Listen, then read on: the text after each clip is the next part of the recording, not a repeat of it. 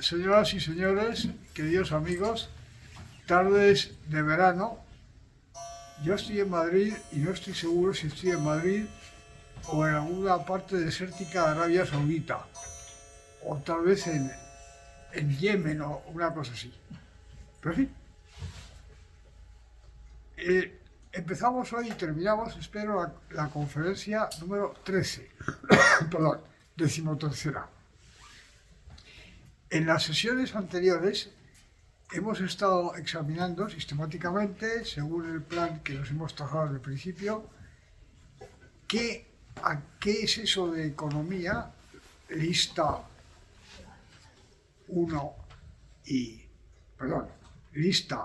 2 y 1 el concepto abstracto, los dos polos de significado para la economía. ¿Qué ocupa eso exactamente en la generación de acción? Y hemos empezado por el sujeto individual, el ser humano individual, 1. Bien, y a su vez por pasos. Hemos comenzado por ver qué exactamente, dónde y qué están colocados, por así decirlo. Se pueden identificar los elementos de la lista, el polo 2, el significado, y esa cosa que parecía tan abstracta de propiedades de un sistema en relación con entradas al y salidas de él. ¿Vale? ¿Y qué es lo que habíamos visto? Pues ya entonces reanuda con la sesión anterior. Habíamos visto que efectivamente los dos polos de significado designan cosas que ciertamente están en la generación de acción personal. Y además, ahí vemos el entronque orgánico de los dos polos de significado. Resulta que de todos los elementos de la lista, todos sin excepción, pueden perfectamente entrar a formar parte del haz de planes adoptado. Y además, de una manera orgánica, en la que efectivamente hay entradas al sistema, que es el haz, que son aquí las acciones, que hemos simplificado en acciones y objetivos, sin nada más de complicación. Así que solo hay un tipo de entradas, acciones, y salidas, que son los objetivos a alcanzar. Esto es una cosa de la mayor importancia. La economicidad, recuerden ustedes el concepto que habíamos introducido en la sesión anterior, la economicidad entonces es una nota o subnota necesaria del ser humano para cualquier concepción del ser humano que se tenga. Recuerden ustedes que estamos, en primer lugar, y de modo sistemático, viendo qué se puede deducir de la naturaleza proyectiva del ser humano, que ha de ser aceptada por cualquier antropología. Bueno, pues de esta nota, o esta cualidad del ser humano, la proyectividad, el que tiene que hacer necesariamente proyectar su acción futura, se deduce por este camino que hemos seguido hasta ahora la economicidad. El ser humano tiene necesariamente que organizar la asignación de acciones a objetivos, y ahí entran cualquier tipo de acciones y objetivos, cualquiera. Y asignar significa establecer un sistema de planes que forman el haz, conducentes a alcanzar o ir alcanzando los objetivos proyectados. Hemos visto, al estudiar la estructura del ensamblaje y a continuación de los planes de acción, que este haz es orgánico. Quiere decir que hay una intencionalidad general, global, que viene dada por la estructura jerárquica de objetivos de acción, que esto es objetivo. Es objetivo. Cuál sea la estructura jerárquica del sistema objetivo de acción es una cosa, por así decirlo, visible, en el caso que pudiésemos verlo con alguna especie de aparato, con independencia de si esto traduce o no suficientemente bien la intencionalidad. La intencionalidad global es esa, y a su continuación hay pequeñas intencionalidades, por así decirlo, específicas, que están recogidas en los planes que forman parte del sistema de planes de acción, que es lo que constituye el haz adoptado. He aquí entonces como los polos de significado 1 y 2 están perfectamente presentes y además ligados entre sí de un modo absolutamente inteligible, claro e inequívoco. Eso es la economicidad por lo que respecta al sujeto humano individual. Y en eso está, y está de modo orgánico, no separable, lo que, perdón ustedes, lo que tiene precio. El mundo de lo que tiene precio, puede tenerlo, está ahí metido. No pueden ustedes coger una pinza quirúrgica, sacarlo y analizarlo por separado con independencia de lo que pase en el resto. Porque como hemos visto en su momento, eso es una operación ilusoria. Si recuerden ustedes el ejercicio que les propuse, si ustedes a los As y Os subrayados los aíslan en el haz y prescinden del resto, esos As y Os subrayados con precio se caen, desaparecen, no existen. Bien, así que lo que tiene precio y lo que puede tener precio está orgánicamente integrado en la estructura del haz de planes de acción. Forma parte de la intencionalidad global del sujeto. Eso es la economicidad. Ahora bien, atención.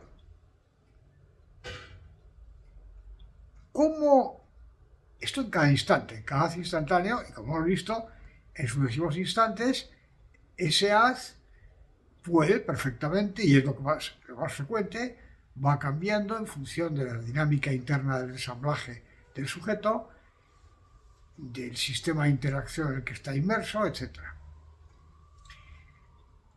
Ahora bien, ¿cómo se vaya articulando la determinación de los objetivos a largo plazo, a corto plazo, etc., y de las acciones conducentes a esos objetivos, eso es otra cuestión. De eso, la propiedad de economicidad no dice ni mu en cuanto tal. Dice que necesariamente debe hacerse así y que en efecto el ser humano hace eso. Y hace eso de un modo continuo. Ahora mueve una pieza, mañana otra, al día siguiente puede cambiar todo, etc. Ahora, ¿cómo lo haga? De eso no dice ni mu. Si eso que hace el sujeto está bien hecho o mal hecho, ni mu. Eso se puede saber y se debe saber por otros procedimientos que consisten, en primer lugar, en considerar más notas del ser humano. Por ejemplo, esto lo vamos a ver muchas veces, la inteligencia, la perspicacia, las virtudes, es otra cuestión. La calidad de su información, de qué está hecho el ensamblaje, si con el tiempo va mejor o a peor, pero eso es otra cosa.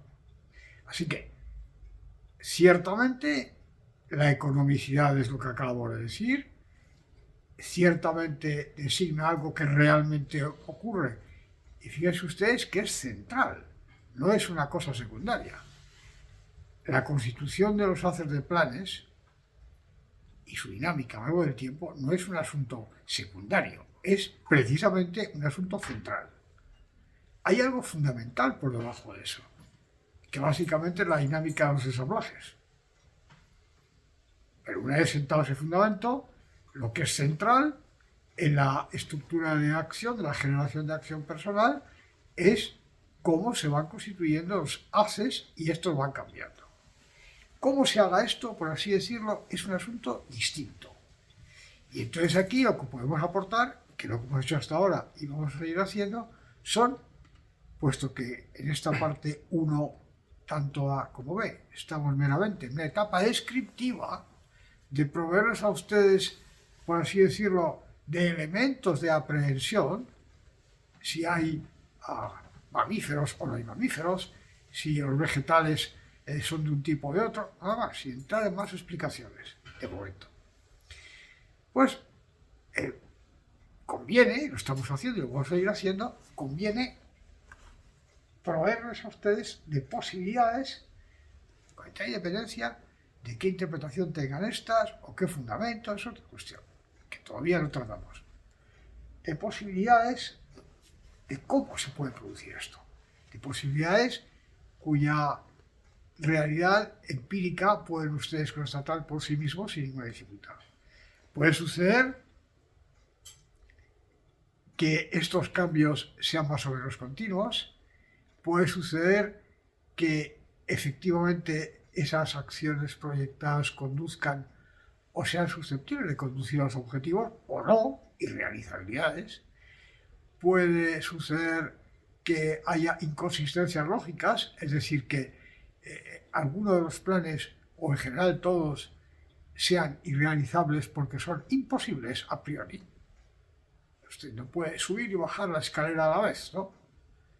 No sé si habrá algún caso, algún personaje, alguna cosa rara, pero en general los seres humanos no pueden subir y bajar a la vez. Pueden subir, luego bajar y estar así todo el rato, ¿no? Hasta que se mueren. Pero a la vez subir y bajar no pueden. Normalmente. Bien. Ese tipo de cosa es exactamente, que es una realidad natural, es justamente la que hace que el sujeto, el ser humano, adopta un haz.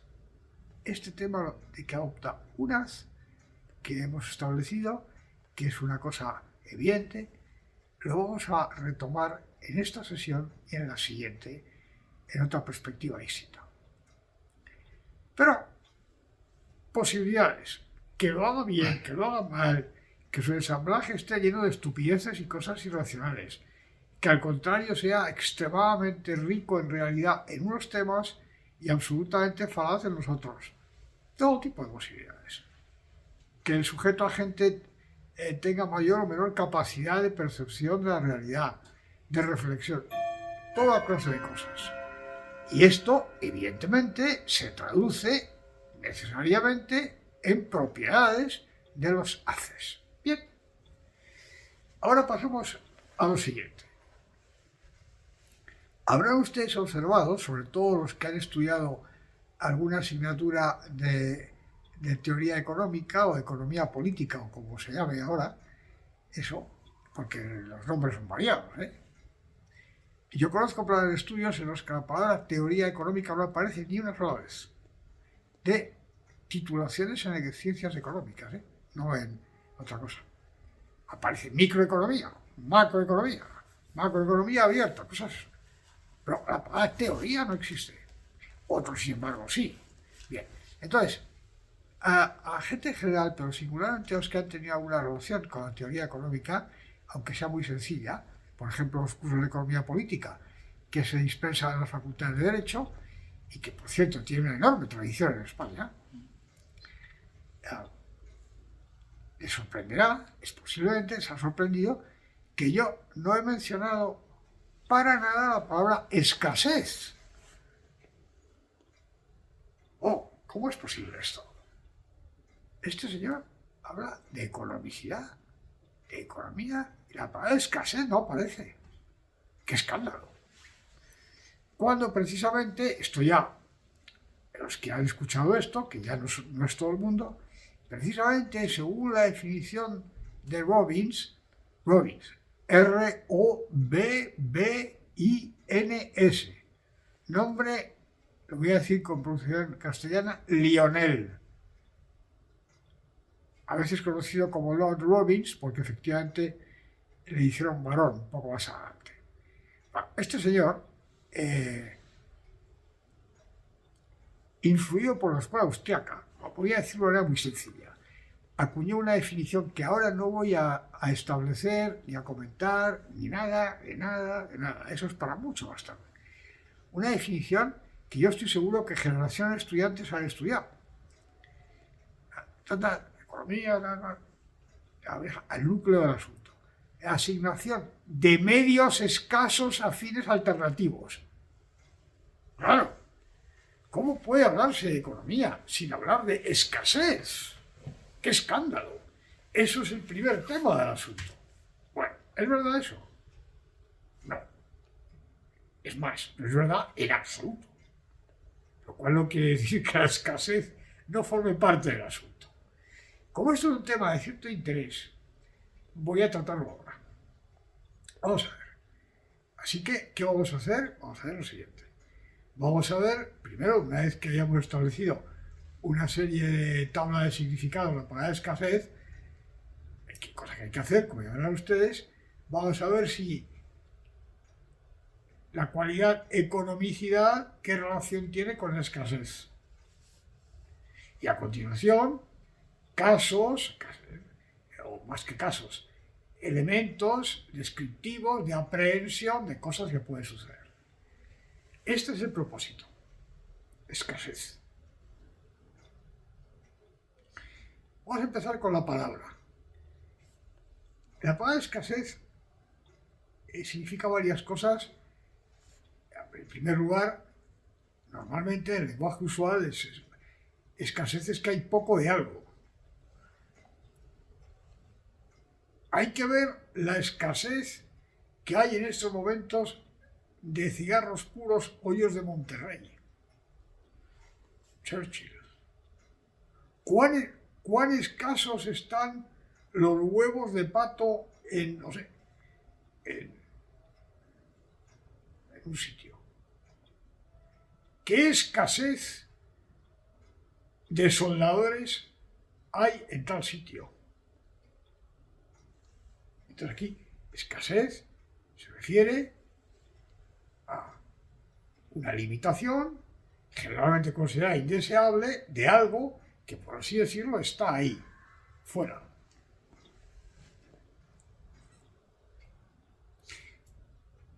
Bueno, eso es efectivamente designa una realidad. Este tipo de cosa existe. Lo cual es que el asunto es más complejo, como vamos a ver.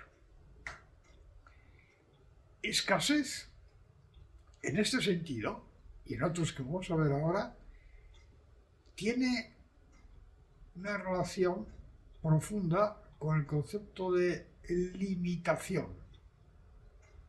Limitación, límite.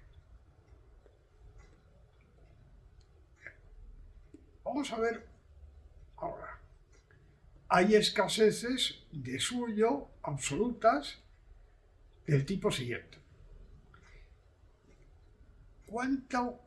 Yo esto les pongo a ustedes un ejemplo que es muy bueno, me parece a mí, porque es muy claro, pero yo no sé exactamente cuánto es. ¿Cuánto polonio hay en la Tierra? Yo no tengo la más remota de las ideas. Al parecer poco. Esto es un dato objetivo que probablemente no se conozca bien. Con esta independencia de que a alguien le interese el polonio, de que no le interese, de que sea útil, que no sea útil, que valga para algo ahora, que haya valido para algo en la Edad Media, que vaya a valer algo a alguien dentro de 3.000 años. Con entera independencia de todo esto, no parece probable que la cantidad de polonio que hay en el globo terráqueo sea infinita. No lo parece. Pero entonces puede ser esto con la independencia de que alguien sepa que hay polonio, ni le interese, ni que nada. Este es un tipo de escasez. Pero escasez también se refiere a algo en el que sí interviene un sujeto humano. Pero anterior no. En lo anterior aparece una especie de miurgo, hay tendencia universal, y se le pregunta, demiurgo, ¿cuánto polonio hay en el globo? El demiurgo, con una voz de ultratumba, dice, no sé cuánto hay, 1000 toneladas. No sé si hay eso o no, ¿eh? ¿Y cuánta antracita de tal tipo? ¡Plin! Lo dice. Lo dice. ¿Cuántos bacalaos de tal tipo, y se dice el tipo, hay en estos momentos navegando por los mares? Lo dice. Esto con entera independencia. Ahora viene la segunda parte. A alguien, por la razón que sea, tiene especial interés en saber eso. Ahí entra inmediatamente la subjetividad de un ser humano de varios. Entonces, la escasez ya no es meramente un dato absoluto de una especie de contabilidad cósmica del mundo creado, sino que entra en relación con alguna dinámica subjetiva de algún ser humano. Y entonces la pregunta es más específica. Puede ser una pregunta meramente científica. El profesor Fulanez, que está en su cátedra en el Museo de Ciencias Naturales, y aparece el señor y que está haciendo una especie de intento de inventario de metales. Bueno, pero el señor que necesita saber lo de la hulla o la antracita, lo que sea eso, por razones un poco más prácticas, desde el punto de vista corriente. Ahí la pregunta es más específica. ¿Cuánta cantidad de hulla de tal tipo hay en estos sitios y cómo está? ¿Está accesible? ¿Menos accesible? Es escasez, pero ya tiene un matiz en el que una subjetividad, la del sujeto que está, en este caso, el señor que quiera saber esto para algún fin de producción de energía, por ejemplo, necesita saber. Entonces ahí intervienen dos cosas: el dato bruto objetivo y el punto de vista subjetivo del que se hace la pregunta. Por otra parte, las escaseces pueden ser reales o artificiales. Reales es que en esta habitación el número de cosas que hay es el que hay. Por ejemplo, aquí yo tengo una pluma estilográfica que lleva funcionando 52 años o 53. De aquí. Bueno. ¿Hay escasez de pluma? Hay una. Si es escaso o no, esta cuestión. Es escaso en el sentido de que es limitado, hay una. Ahora, a mí me plantea eso algún problema, eso es otra cuestión. ¿Hay alguna oveja caracol? Ninguna. ¿Tiene usted escasez de efectivo? Sí, señor. Sí. ¿Le vendría a usted bien, no sé, una suba cualquiera? La vendría estupendamente. Ese es su objetivo. Pero puede haber escaseces forzadas. Es decir, ¿cuántas reses hay de ganado vacuno en España actualmente? Bueno, pues sabe usted lo que le digo, que a partir de ahora eso va a ser un producto escasísimo. Porque yo, ¿verdad?, que tengo el poder, voy a decidir que mañana el número de reses de esta va a quedar reducido a la centésima parte. Y lo hago por la fuerza. ¿Qué escasez de chuletas de ternera hay en el mercado, todo claro, como que no hay. Pero no hay porque no se ha querido que haya. Viene un traficante de estupefacientes. ¿Qué escasez de opio hay en esta zona? Mire, hay una escasez de opio porque aquí las regulaciones, hablo de una situación hipotética, no de la actualidad aquí. Hay unas regulaciones, una conciencia social de la gente en virtud de la cual a un señor se le coge traficando con opio y se le pone a picar piedra hasta el día que acaba su vida. Entonces, lo más normal es que se induzca una escasez de opio. En un caso por unos motivos, la vaca esta, en otros casos por otros, y puede suceder al revés, que de repente no haya ninguna escasez de opio, ya hay mucha escasez de vacas o de corderos o de lo que sea. Así que escaseces forzadas también pueden estar forzadas por una situación excepcional. Por ejemplo, porque hay que introducir un racionamiento en una situación de crisis, en la guerra o otras parecidas. Bien, pero esto son cosas de pequeña consideración, y hemos visto unas cuantas. Vamos a ir un poco más. Medios y fines en la acción. Pero los medios no solamente son esos medios. No, como ya sabemos, por eso nos hemos tomado el tiempo para decirlo, los medios incluyen medios intangibles. De todo tipo. De cosas tales como externas a la persona, la seguridad jurídica, etc., hasta la jurídica es un medio fundamental. Si yo voy a instalar una actividad económica del tipo que sea en un sitio donde no sé qué va a suceder mañana, porque me van a decir que en lugar de tener yo esta tienda de comestibles, más bien me convierto en deudor de una supuesta administración. ¿Qué me estoy diciendo? No, es que usted aquí aparece como que debe, o lo que sea, seguridad jurídica. Pero cosas todas mucho más complejas todavía. Es que la inteligencia, la curiosidad personal, el ánimo de formularse preguntas, la bondad, la empatía, la simpatía, etcétera, no son activos, no son elementos necesariamente objeto de asignación, tanto hora como medios, hora como fines. Por supuesto. Y no en última medida.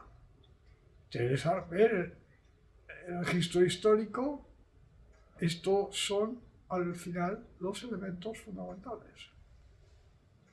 ¿Se aplica la palabra escasez a esto? ¿En el sentido de cuántas ovejas hay en esta habitación? No, ciertamente no. Pero hemos visto que escasez tiene una estrecha relación con el concepto más amplio de limitación. Con el de limitación, sí. Pero no es una limitación del mismo tipo que hay tanta cantidad de plutonio en el globo. No. ¿Cuánta inteligencia tiene el niño Alvarito? Parece el niño Alvarito. Para empezar, como saben ustedes, seguramente esa inteligencia hay varios tipos de inteligencia. Eso para empezar. Segundo, se pueden establecer medidas groseras de comparación, el coeficiente ese, el coeficiente intelectual, que por cierto en mala hora se puso de moda eso, y todas esas cosas. Pues está muy bien. Pero eso da de sí lo que da de sí, es decir, poco. Entonces viene el pedagogo y dice, Alvarito tiene una gran inteligencia de tal tipo. Es escasa la otra, o más bien es limitada en el sentido de que es aparentemente menos pronunciada que el tipo de inteligencia que tiene más desarrollada. Atención, porque ya la cosa aquí empieza a ser más compleja. Cuando se dice, bueno, escasa inteligencia tiene el mozo Ramoncito. Normalmente lo que se quiere decir con eso es que tal Ramoncito, suponiendo que sea verdad, eso es un zoquete. Ahora bien, ¿es un zoquete en qué sentido? Pueden ustedes al tirar del hilo y la cosa se convierte mucho más compleja. No digamos nada si estamos midiendo cosas fundamentales. El afecto. Yo tenía un amigo, mucho mayor que yo, ingeniero, buenísima persona, y un ingeniero muy bueno y un empresario que ha hecho con algunos elementos de su familia una enorme empresa de ingeniería. Este señor escribió un librito que yo no sé si se vende o no, imagino que no, ahí me dio uno, se llama El afecto en la empresa. El afecto en la empresa.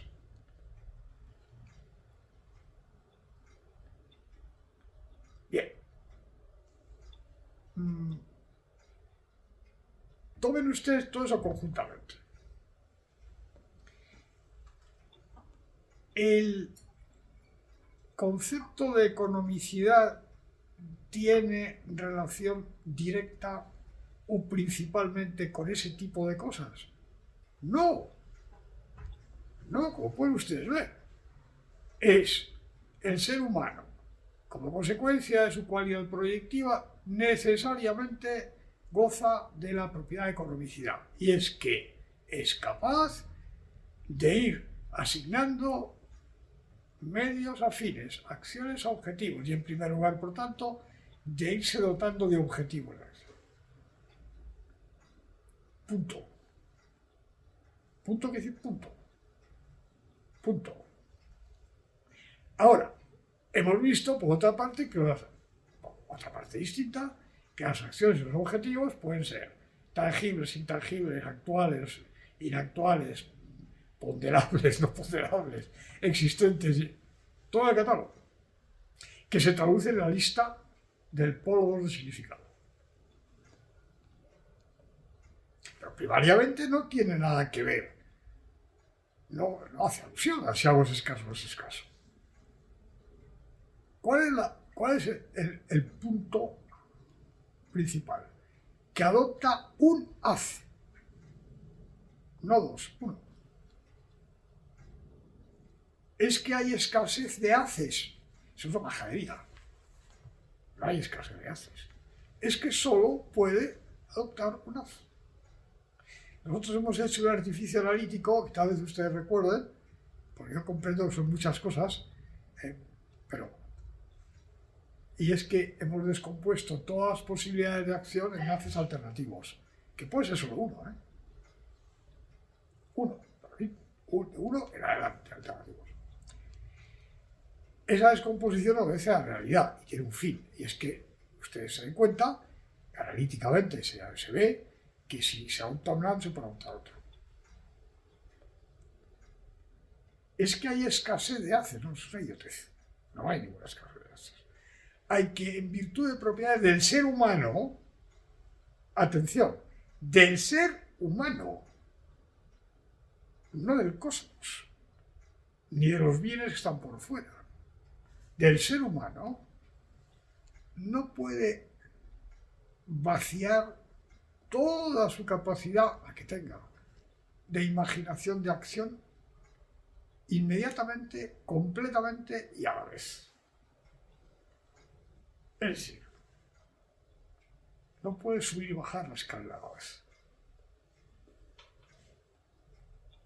Pero esto no es escasez y no tiene nada que ver con ningún producto externo. Tiene que ver con la constitución natural del ser humano. Luego directamente la economicidad en modo alguno,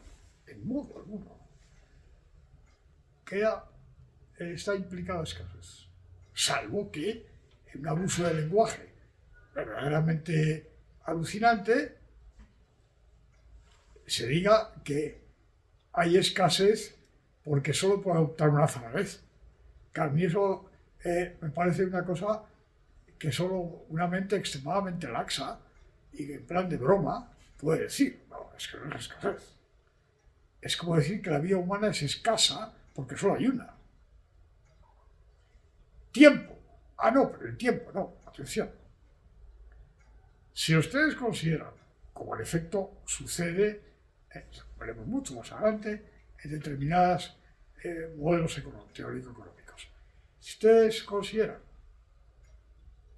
que el tiempo es un factor exactamente igual que el polonio, el plutonio, las ovejas o lo que sea, pues el tiempo es algo que está ahí, se coge. Hay que escalar el tiempo, solo hay 24 horas al día y cada hora tiene 60 minutos y no sé qué. Sí, pero no. Sí, pero no. No, no. No, porque ese es el tiempo del reloj. El tiempo subjetivo, que es el tiempo realmente existente en la formación de la acción, no es que sea escaso, es que está relacionado con diversas propiedades del ser humano. Una de las cuales es que la vida humana tiene un límite histórico. Dicho esto, para todo el mundo hay 24 horas y todas esas cosas. Pero ni las horas son equivalentes para todo el mundo, ni para una misma persona según para qué, nada parecido. Así que, economicidad no trata en primer lugar y de manera directa con escasez. Esto es una visión propia de una especie de logística de almacenes, ¿no? Tengo aquí 4 camiones, 3 furgonetas, 2 caballos, un camello, un elefante para transportar. Y tengo que transportar 5 balas de algodón a tal sitio y 25 pipas de ron a tal otro. Y una colección de individuos que van a organizar unos fuegos artificiales. ¿Cómo? Bueno, eso evidentemente hay que hacerlo. Pero obviamente eso no es una cosa ni central, ni fundamental, ni lo más importante en la acción. Ni esta, ni agota, ni define la esencia de lo económico. Otra cosa es que dentro de lo que hay que asignar, como medio, como fin, haya elementos escasos, aparte de los limitados, escasos, en sentido usual, claro, por supuesto. Escasos en relación con lo que ese ser humano tiene como proyecto de acción o con lo que se topa. Porque evidentemente, para un señor que se dedica a ciertas actividades que no tienen nada que ver con la energía nuclear, ni con la investigación científica, ni con la medicina, ni con nada de eso, la cantidad de plutonio o polonio ni sabe lo que es, por ejemplo. O por ejemplo, las escaseces objetivas, ya sean reales o inducidas, en la perspectiva de la acción de un sujeto, claro que hay que tenerlas en cuenta. Evidentemente. Pero esto es una evidencia. Ahora, esto no define la esencia de la economicidad, ni siquiera un rasgo dominante de la misma. Fíjense ustedes que aun en el caso de que no hubiese limitación ni escasez en los bienes, la necesidad de asignar se iría intacta. Yo tengo cualquier cantidad de cualquier material. Sí. Pero usted tiene que fijarse unos objetivos de acción. En primer lugar, existenciales. En segundo lugar, y en función de eso, tal y como usted los concibe ahora, a largo plazo, a medio plazo y a corto plazo. Y en el seno de eso, se topa usted con cosas tales como que esto es escaso, esto no es. Pero si no hubiese ninguna escasez, el problema de la economicidad seguiría funcionando exactamente igual. Exactamente igual. Usted no puede consumir simultáneamente, que yo sepa, ¿eh? Es posible que en el libro Guinness ese de los récords haya algún caso, pero yo no lo sé. Normalmente yo no puedo simultáneamente consumir, digo simultáneamente, no que cojo de un plato y de otro. Un salmón hervido, aquí a la derecha, y a la izquierda un faisán. Ni un huevo frito y una morcilla. Yo puedo hacer un producto que sea mezcla de huevo frito y morcilla. Lo mezclo. Pero eso es otra cosa. Yo no puedo simultáneamente, mandar un buque de guerra a la Armada y estar encerrado, en el buen sentido de la palabra, en un monasterio de clausura dedicándome a la meditación. Puedo hacer las dos cosas alternativamente. Por ejemplo, en España hay casos. Tenemos algún caso importante de uno de los navegantes nuestros, por cierto, guipuzcoano. Uno de los dos que establecieron a petición de la administración los vientos favorables para ir desde México a Nueva España a Filipinas y vuelta. Uno de ellos era monje. Hay muchos casos, muchos, no sé, pero uno más reciente, un famoso almirante francés, Thierry d'Argelieu. Este señor, hay que reconocer que no sé si está en el Guinness o no, pero podría estar. Este señor era simultáneamente oficial de la Armada Francesa, oficial de carrera, y monje carmelita. No a la vez, o sea que, por ejemplo, cuando estaba en el Carmelo, pues obviamente no estaba en la Armada. Y este señor le despachó de Gaulle, con el que tenía mucha relación, la entreguerra, justo en el año 45, me parece que recordar, de Gaulle le despachó zumbando a Indochina. Porque entre los norteamericanos y los chinos, con una pequeña población de los ingleses, habían decidido quedarse con Indochina. Claro. Entonces, el general de Gaulle, persona por la que yo tengo excesiva simpatía, y te sabe paso, aunque hizo cosas que había que hacer y otras que no había que hacer también, despachó a d'Argelieu zumbando a Saigón para que volviese a dar posesión de Indochina en nombre de Francia.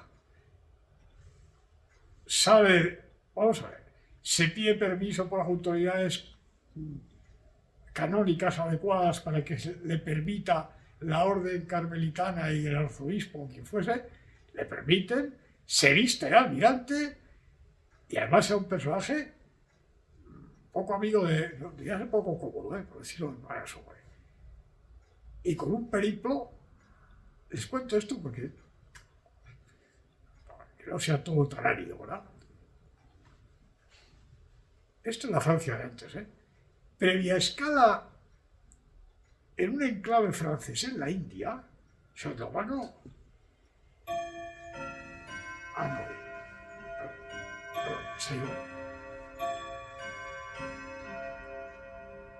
Una vez que termina todo eso, se quita el uniforme de almirante, se quita todas las cosas y al Carmelo. Pero lo que ciertamente no podía estar era como comisario general de Francia e Indochina en Saigón y simultáneamente en el convento en Bretaña. Eso no era posible. Esa es la esencia del tema. Claro que hay escaseces de todo tipo que hemos visto y alguno más que no hemos visto. Pero no es la esencia del asunto. Esto, queridos amigos, me importaba mucho dejarlo perfectamente claro y espero que esté claro. Así que espero que ya no haya motivo de escándalo. Pero sí había que aclararlo. Bien, ahora vamos a concluir por hoy porque está agotado el tiempo según el reloj que estoy viendo aquí para que esto no sean sesiones excesivamente pesadas. Y la conferencia 14, 14ª, que vamos a empezar la próxima, ¿no? vamos a abordar dos temas de singular interés e importancia relacionados con la economicidad y el ser humano. De momento, me despido de ustedes por esta sesión. Imagínense ustedes si resucita a Boswell, yo no sé qué pasaría. Esperemos que esté en el cielo, a lo mejor lo está viendo, ¿no? París, Chandler, que está cerca de Calcuta. Naturalmente que en la lengua local no se pronuncia así, pero en francés sí. Previa escala, ¿dónde? Lo ignoro, porque en la memoria de este señor no cuenta eso. De ahí es un trabajo de fondo, absolutamente admirable. De ahí ya no era tan lejos de Saigón. Imagínense ustedes, queridos amigos, señoras y señores, si les sirve a ustedes de alguna distracción, año 45, este señor que se quita el hábito de carmelita, se viste de almirante de la Armada Francesa en unas condiciones de así que aquí sí que había escasez, limitación, precariedad, y todo esto intentando mantener el tono, ¿eh? Alto comisario de Francia en Indochina. Una cosa que ya no existía. ¿Qué Indochina era? Norte a sur. Tonkin, Annam, Cochinchina, esas tres cosas forman el Vietnam actual. Laos y Camboya. No son nada con bromas, ¿eh? Bien. Todo. Imagínense ustedes este tipo de personaje, ¿eh? Este señor también tenía que asignar medios afines y acciones a objetivos y encontrarse con escasez y planes. Los planes de Dalradieu, y no digamos los de nuestros eximios navegantes, eso ya es superlativo. En los planes y haces de planes de estos señores, ¿entraba su posición existencial o no? Definitivamente sí. Muy buenas tardes y hasta la próxima conferencia.